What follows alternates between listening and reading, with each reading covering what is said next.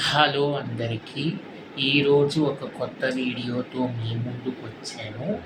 ఈరోజు నేను ఒక సత్యసాయి బాబా భజన పాడబోతున్నాను.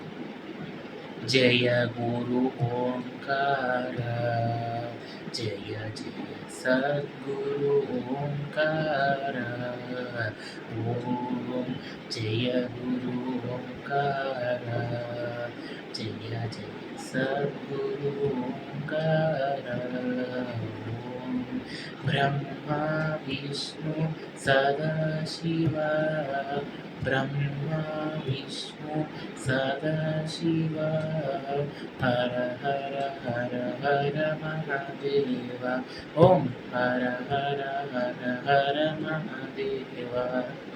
జయ గురు ఓంకార, జయ జయ సద్గురు ఓంకార, ఓం బ్రహ్మ విష్ణు సదాశివ, హర హర హర హర మహాదేవ, ఓం హర హర హర హర మహాదేవ. జయ గురు ఓంకార, జయ జయ సద్గురు ఓంకార, ఓం